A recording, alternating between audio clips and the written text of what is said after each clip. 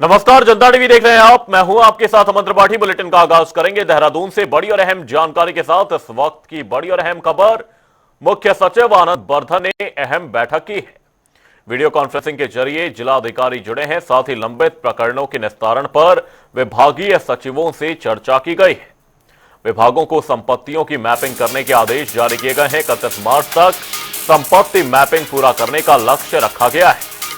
सरकारी संपत्तियों का डिजिटल रिकॉर्ड बनाने पर जोर दिया गया। साथ ही स्वास्थ्य विभाग को जर्जर एम्बुलेंस बदलने के निर्देश जारी किए गए हैं। वहीं विभागीय एम्बुलेंसों की शीघ्र अद्यतन व्यवस्था लागू करने की बात कही गई है। वहीं प्रशासनिक कार्यों में पारदर्शिता, समयबद्धता बढ़ाने पर फोकस रखने की बात कही गई है। देहरादून से बड़ी और अहम जानकारी आपको बता दें, वीडियो कॉन्फ्रेंसिंग के जरिए जिलाधिकारी जुड़े, लंबित प्रकरणों के निस्तारण पर विभागीय सचिवों से चर्चा हुई। विभागों को संपत्तियों की मैपिंग करने के आदेश दिए गए हैं। साथ ही आपको बता दें, 31 मार्च तक संपत्ति मैपिंग पूरा करने का लक्ष्य रखा गया है। इसी खबर पर तमाम जानकारी के साथ देहरादून से हमारे सहयोगी यशराज आनंद हमारे साथ जुड़े। यशराज, आपसे जानने की कोशिश करेंगे, बड़ी बैठक इस दौरान मुख्य सचिव करते हुए नजर आए, क्या कुछ अपडेट, क्या कुछ जानकारी पूरी खबर पर? जी बिल्कुल, मैं बताना चाह रहा हूं कि उत्तराखंड में लगातार विकास कार्य की परिसीमा रखी जा रही है। वहीं उत्तराखंड में विकास कार्य को देखते हुए मुख्य सचिव आनंद वर्धन भी एक्टिव मोड में लगातार नजर आते हैं। वहीं यदि बात करें तो मुख्य सचिव आनंद वर्धन ने जिलाधिकारियों के साथ वीडियो कॉन्फ्रेंसिंग के माध्यम से एक बैठक की, जिसमें उन्होंने लंबित प्रकरणों पर संबंधित विभागों और सचिवों पर के चर्चा पर उसके निस्तारण पर जोर दिया। वहीं मुख्य सचिव ने यह भी कहा कि जो भी मांगे अभी तक लंबित पड़ी हुई है, उसको जल्दी से जल्दी उस पर पूरा किया जाए। और वहीं सभी विभागों के सचिवों को इसके निस्तारण की भी जानकारी की भी बात कही गई। उन्होंने कहा कि सभी विभाग जो है जल्द से जल्द अपने अपने संबंधित विभागों के जो भी है उस पर निस्तारण करें। वहीं मुख्य सचिव ने Uttarakhand government asset management system पर सभी विभागों को अपनी संपत्तियों को मैप तैयार करने के भी दिशा निर्देश दिए। वहीं यदि बात करें तो 31 मार्च 2026 तक सभी विभागों के अंतर्गत सरकारी संपत्तियों की मैपिंग कराए जाने के भी दिशा निर्देश मुख्य सचिव के द्वारा दिया गया है। वहीं मुख्य सचिव ने स्वास्थ्य विभाग को कि खराब और जर्जर हो चुकी करीब 108 एवं विभागीय एम्बुलेंस को शीघ्र बदलने के निर्देश दिए हैं। तो वहीं मुख्य सचिव के द्वारा यदि बात करें तो वो लगातार सभी विभागों के सचिवों से उन्होंने मुलाकात, उन्होंने वीडियो कॉन्फ्रेंसिंग के माध्यम से बैठक की और बैठक में सभी विभागों को यह कहा कि अपने अपने विभाग में उनके जो भी परेशानियां हैं, जो भी दिक्कतें हैं या जो भी कार्य का निस्तारण अभी तक नहीं हो सका है, उन कार्य को जल्द से जल्द निस्तारित करें, ताकि लोगों को कोई परेशानी ना होना पड़े, कोई परेशानी का सामना ना करना पड़े। क्योंकि यदि बात करें तो जितने भी विभाग है, सभी विभाग जो है वो कहीं ना कहीं डायरेक्ट या इनडायरेक्ट रूप से यहाँ की जनता से ही संबंधित है। उन्हीं की सुरक्षा, उन्हीं की दृष्टि, उन्हीं की सहायता के लिए यह विभाग तैयार की गई है। और उन्हीं के सभी विभाग के कर्मचारी जो है वो अपने विभागों का सही तरीके से काम करें, इसको लेकर भी मुख्य सचिव ने कहा है। और वहीं इसमें सभी विभागों के साथ जो दिशा निर्देश दिए गए, और सबसे बड़ी बात है कि स्वास्थ्य विभाग जो अपने आप में एक बहुत बड़ा महकमा है उत्तराखंड का, और उत्तराखंड में स्वास्थ्य विभाग चूंकि लगातार स्वास्थ्य मंत्री धन सिंह रावत की बात करें तो वो स्वास्थ्य विभाग को सुधारने की दिशा में हमेशा काम भी करते आ रहे हैं और दिशा निर्देश भी देते हैं। तो इसी को देखते हुए मुख्य सचिव ने आनंद वर्धन ने करीब 108 विभागीय एम्बुलेंस जो खराब हो चुके हैं, एम्बुलेंस जो कहा जाए एक रीढ़ की हड्डी कहा जाए, क्योंकि यदि पेशेंट की तबीयत खराब होती है या पेशेंट काफी क्रूशियल स्टेज में रहता है तो उसी एम्बुलेंस के माध्यम से उसे जल्द से जल्द अस्पताल में भर्ती कराया जाता है। उसी के बाद वहां पर उसे अस्पताल में भर्ती कराने के बाद उसकी जान भी बचाई जा सकती है। तो 108 एम्बुलेंस जो विभागीय खराब हो चुके हैं उसे भी जल्द से जल्द बदलने की समय सीमा भी निर्धारित की गई है। जी, प्रशासनिक कार्यों में पारदर्शिता, समयबद्धता बढ़ाने पर फोकस रखा गया। बहुत बहुत धन्यवाद यशराज तमाम जानकारी के लिए। देहरादून से ये बड़ी और अहम खबर आपको बता रहे थे। वीडियो कॉन्फ्रेंसिंग के जरिए जिलाधिकारी जुड़े, लंबित प्रकरणों के निस्तारण पर विभागीय सचिवों के साथ चर्चा की गई।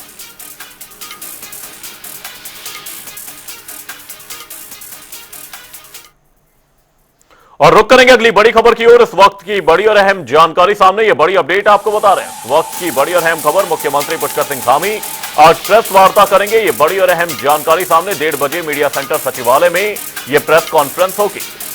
जीराम जी योजना को लेकर सीएम धामी प्रेस वार्ता करेंगे। ये बड़ी और अहम खबर, अंकिता भंडारी हत्याकांड मामले को लेकर बड़ा फैसला ले सकते हैं। मामले में सीबीआई जांच का ऐलान कर सकते हैं। सूत्रों के हवाले से यह बड़ी और अहम जानकारी सामने। मामले में सीबीआई जांच की मांग प्रदेशवासियों की ओर से लगातार उठाई जा रही है। मुख्यमंत्री पुष्कर सिंह धामी आज प्रेस वार्ता करेंगे। और इसी खबर पर तमाम जानकारी के साथ हमारे सहयोगी अरुण सैनी हमारे साथ जुड़े हुए हैं। अरुण, आपसे जानने की कोशिश करेंगे, अंकिता भंडारी हत्याकांड पर आज एक बड़ा ऐलान हो सकता है। क्या कुछ अपडेट, क्या कुछ जानकारी पूरी खबर पर? जी बिल्कुल। देखिए, मुख्यमंत्री पुष्कर सिंह धामी आज राज्य सचिवालय मीडिया सेंटर में प्रेस वार्ता को संबोधित करेंगे और मुख्यमंत्री पुष्कर सिंह धामी आज जो है प्रेस कॉन्फ्रेंस करेंगे। और जी राम जी योजना को लेकर के मुख्यमंत्री पुष्कर सिंह धामी ये प्रेस कॉन्फ्रेंस करेंगे।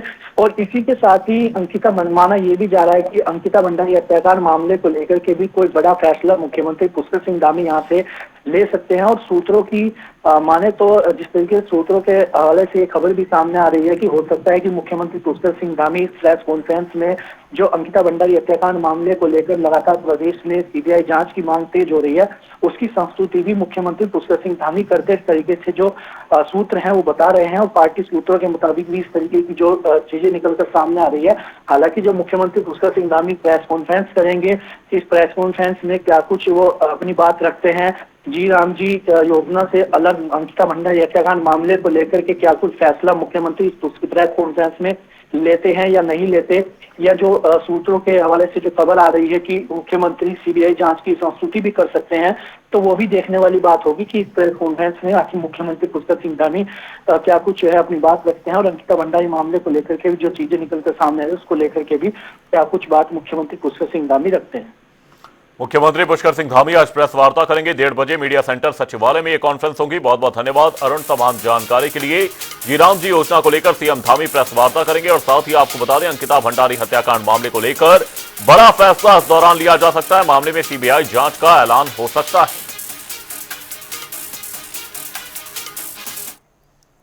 देहरादून में मुख्यमंत्री धामी के निर्देशानुसार चलाए जा रहे जन जन की सरकार जन जन के द्वार अभियान के तहत अब तक 216 शिविरों में 1,44,000 से अधिक लोगों को लाभ मिला और 18,360 शिकायतों में 13,068 का निस्तारण हुआ।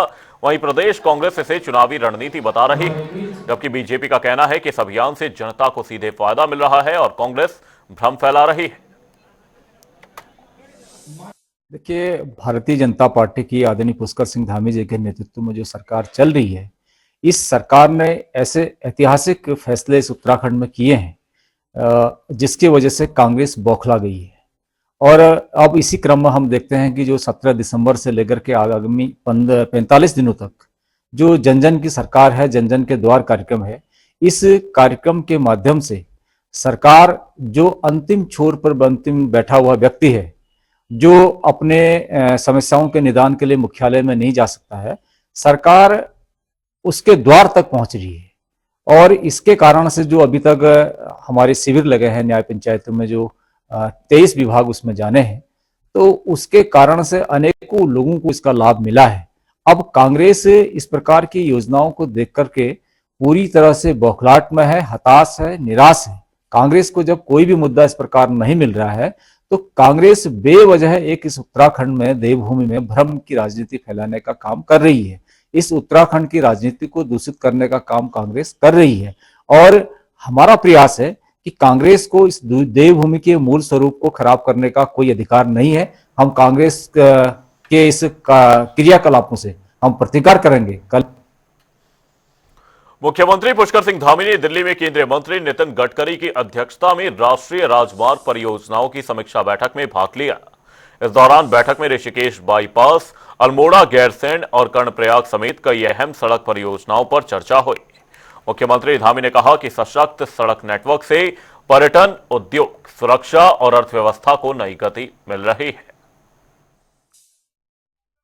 माननीय नितिन गडकरी, माननीय मंत्री, भारत सरकार राष्ट्रीय राजमार्ग एवं परिवहन मंत्रालय, उनकी अध्यक्षता में आज उत्तराखंड की सभी सड़कों को लेकर और सभी कार्य जो टनलों के हैं, सभी परियोजनाएं जो चारधाम ऑल वेदर रोडें हैं, अन्य परियोजनाएं हैं, उन सभी को लेकर आज विस्तृत रूप से आज उन पर समीक्षा की गई और उन सभी कार्यों को, जो कार्य अभी चल रहे हैं, उनको जल्दी से जल्दी पूरा करने के लिए सभी विभागों को निर्देशित किया है। वन विभाग की जो एनओसी नहीं हुई है, जिन पर वन विभाग की रोक है, उनको वन विभाग तत्काल करे।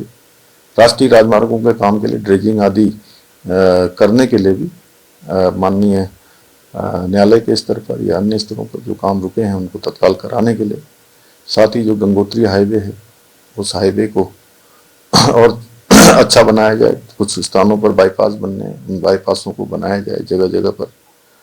और जो राज्य के इस अंदर जिन परियोजनाओं को अभी अवार्ड नहीं किया गया उसे अगले 2 माह में पूर्ण किया जाए, यानी कि जो अभी अधूरे काम हैं उनको यथाशीघ्र करने के लिए कहा गया है। और जो अनेक राष्ट्रीय राजमार्गों के काम हैं, आरओडब्ल्यू के काम हैं, आरओबी के काम हैं, उन सभी को कामों, जैसे कि श्यामपुर ऋषिकेश कर आरओबी बनाने के लिए भी सैद्धांतिक रूप से सहमति दी गई। इसी प्रकार से ऋषिकेश बाईपास है, भानियावाला जौलीग्रांट ऋषिकेश मार्ग है।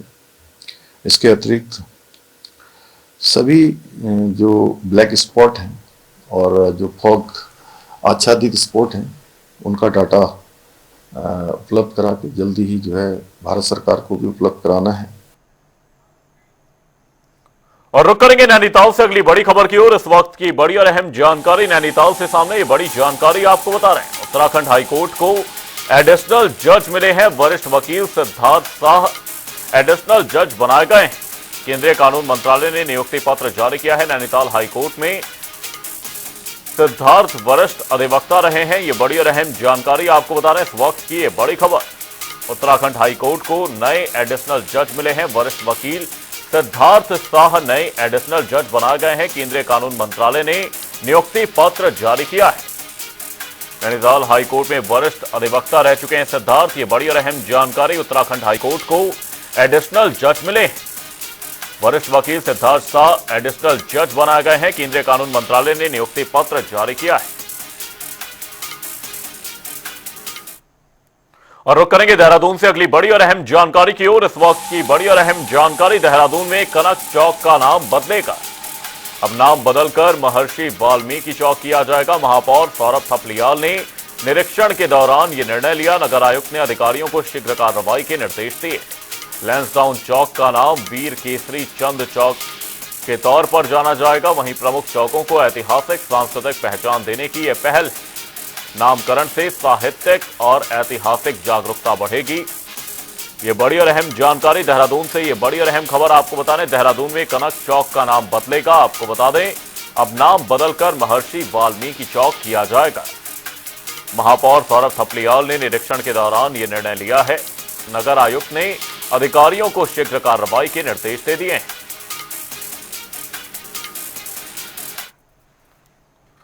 उत्तराखंड में इन दिनों सुर्खियों में चल रहे अंकिता भंडारी हत्याकांड में बीजेपी ने सख्त रुख अपनाया है।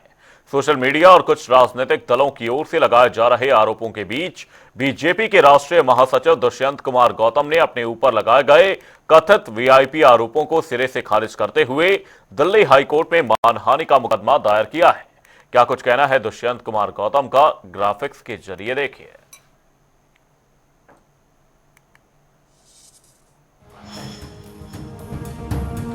दुष्यंत कुमार कोर्ट में मानहानि याचिका दायर की है। सोशल मीडिया पर झूठे आरोपों के खिलाफ कार्रवाई की बात कही है। वीआईपी आरोपों को सिरे से खारिज किया है। अंकिता भंडारी मामले में यह नया मोड़ आया है। अंकिता भंडारी मामले में उनका नाम बिना जांच के जोड़ा गया और साथ ही अदालत में पेश की गई लोकेशन और तारीखों की जानकारी। 10 से 20 सितंबर 2022 नई दिल्ली, उत्तर प्रदेश और उड़ीसा में थे। सोशल मीडिया एक्टिविटी और सार्वजनिक कार्यक्रमों के स्क्रीनशॉट अदालत में दाखिल किए हैं। वीआईपी नैरेटिव को मनगढ़ंत, चार्जशीट और ट्रायल में उनका नाम कहीं भी नहीं है। साथ ही उनका कहना है सोशल मीडिया ट्रायल पर सवाल, झूठे और मानहानिकारक कंटेंट फैलाए जा रहे हैं। अदालत से आग्रह किया है कि बिना सबूत आरोप लगाने वालों पर रोक लगाई जाए। राजनीतिक छवि को नुकसान पहुंचाने की कोशिश की जा रही है। संवेदनशील मामले को राजनीतिक हथियार बनाने वाले अभियान पर कोर्ट में चुनौती दी है। और रुक करेंगे अगली बड़ी खबर की ओर। इस वक्त की बड़ी और अहम जानकारी, उर्मिला सनावर की सोशल मीडिया पर वापसी हो गई। उर्मिला सनावर की फेसबुक पोस्ट ने इस दौरान हलचल बढ़ा दी है। वायरल ऑडियो प्रकरण के बाद पुलिस मामले की जांच में जुट गई। सोशल मीडिया अकाउंट पर बड़ा दावा किया, एसआईटी के सामने पेश होने को तैयार हैं। उर्मिला सनावर की ओर से कहा गया, पोस्ट के बाद राजनीतिक और प्रशासनिक हलकों में हलचल मच गई। वहीं आपको बता दें, इस मामले में ऑडियो वायरल हो चुका है। पुलिस उर्मिला सनावर की तलाश कर रही है। ये बड़ी और अहम अपडेट, ये बड़ी जानकारी आपको बता दें, इस वक्त की ये बड़ी जानकारी। उर्मिला सनावर ने सोशल मीडिया पर वापसी की है। आपको बता दें, उर्मिला सनावर की फेसबुक पोस्ट ने इस दौरान हलचल बढ़ा दी। वायरल ऑडियो प्रकरण के बाद पुलिस मामले की जांच में जुट गई है। सोशल मीडिया अकाउंट पर उर्मिला सनावर ने बड़ा दावा किया है।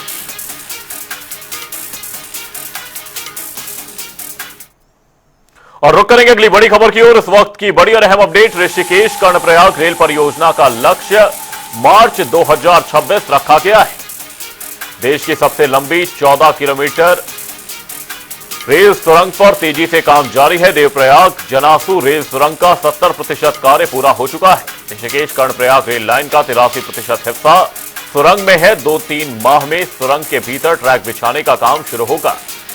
टीबीएम तकनीक से देश की सबसे लंबी रेल सुरंग बनाई जा रही है। शक्ति टीबीएम ने इस दौरान रिकॉर्ड रच दिया है।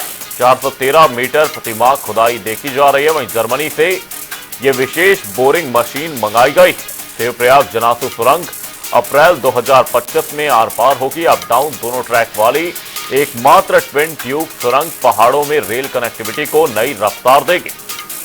उत्तराखंड में रेल इंफ्रास्ट्रक्चर का यह ऐतिहासिक प्रोजेक्ट है। यह बड़ी और अहम जानकारी आपको बता रहे हैं।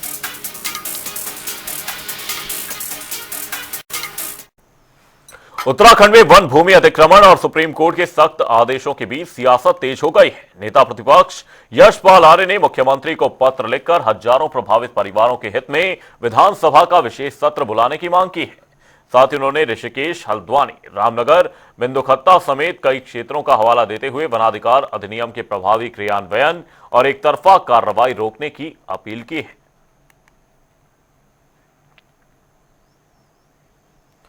देहरादून में कांग्रेस प्रदेश प्रवक्ता डॉक्टर प्रतिमा सिंह ने बीजेपी पर तीखा हमला बोला है। उन्होंने कहा कि रोजगार, अर्थव्यवस्था और कानून व्यवस्था हर मोर्चे पर सरकार फेल रही है। बजट का केवल 30% खर्च हुआ, 28,000 से अधिक पद रिक्त हैं।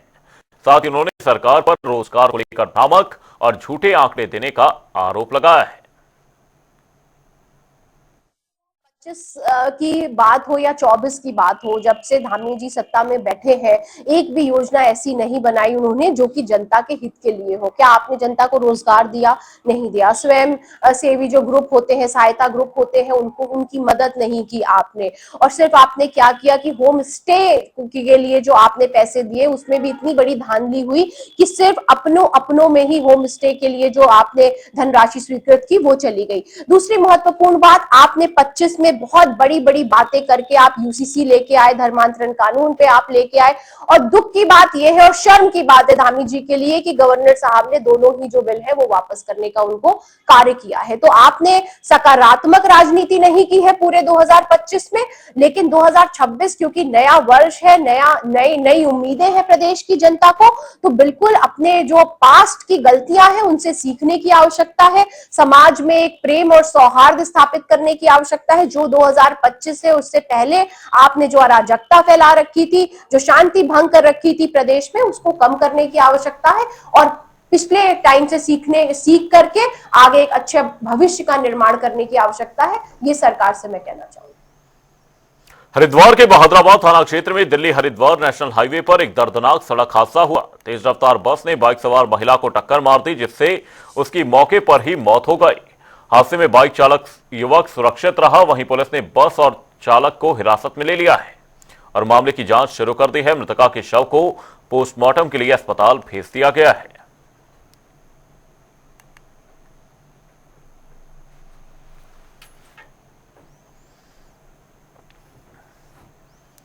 हल्द्वानी में नितिन लोहनी नामक युवक की गोली मारकर हत्या के आरोप ने सनसनी फैला दी है। आरोप है कि बीजेपी पार्षद अमित बिष्ट ने वारदात को अंजाम दिया है। इस मामले पर कांग्रेस विधायक सुमित हृदयेश ने घटना को निंदनीय बताते हुए कानून व्यवस्था पर सवाल खड़े किए हैं और साथ ही निष्पक्ष तेज जांच की मांग की। फिलहाल पुलिस मामले की जांच में जुटी है और शहर में आक्रोश का माहौल है। अंकिता भंडारी हत्याकांड से लेकर अगर हम कल रात तक की बात करें, जिला पंचायत चुनाव की बात करें, हिंसा ही हिंसा देखने को मिल रही है और ऐसी खुली हिंसा देखने को मिल रही है। अब बताइए, पुरोहित जी हैं, घरों में पूजा पाठ करते हैं, उनके बच्चे का क्या दोष था? 22 साल का वो बच्चा दिल्ली में जो अच्छा खासा जॉब कर रहा था, हंसता खिलता परिवार, उस पर किसकी बुरी नज़र लग गई? मैं तो वहाँ गया, उनके पिताजी जो पुरोहित जी हैं, उनकी माता जी, उनके भाइयों की हालत देखकर, उनके परिवारजनों की हालत देखकर खुद आंसू निकल रहे थे। तो ये बहुत दुख का विषय है कि ऐसी हिंसा यहाँ पे हो रही है और अवश्य लोगों को समझना पड़ेगा कि ऐसे जो हिंसा को अंजाम देते हैं ऐसे लोग को संरक्षण आखिरकार क्यों मिल रहा है? संरक्षण क्यों मिल रहा है? हिंसात्मक कार्रवाई करने वालों को या हिंसा के प्रति जिनका रुझान है, ऐसे लोगों को उत्तराखंड की राजनीति में विशेषतः मैं कह सकता हूँ क्यों बढ़ावा मिले? लेकिन जो भी हुआ, एक 22 साल का बच्चा जिसका पूरा जीवन उज्जवल भविष्य उसके आगे था, ये सोचने का विषय है। जिसके पिताजी घरों में जाके पूजा पाठ करते हैं, लोगों के घरों के लिए, उनकी भलाई के लिए पूजा पाठ करते हैं, आज वो ऐसा लग रहा था कि पहाड़ के नीचे पूरा परिवार आ गया। ऐसे आंसू वो बहा रहे थे, उनकी माताजी ऐसे आंसू बहा रही थी। बहुत दुखदाई कृत्य है, बहुत दुख। हरिद्वार में 2027 कुंभ मेले की तैयारियों ने रफ्तार पकड़ ली है। मंत्री विनय रोहिल्ला की अध्यक्षता में सीआर भवन में उच्च स्तरीय समीक्षा बैठक का आयोजन किया गया। इस दौरान बैठक में सुरक्षा, यातायात, स्वास्थ्य, पेयजल, स्वच्छता और ठहराव व्यवस्थाओं पर चर्चा हुई। मंत्री ने अधिकारियों को आपसी समन्वय के साथ समयबद्ध कार्य योजना तैयार करने के निर्देश दिए हैं।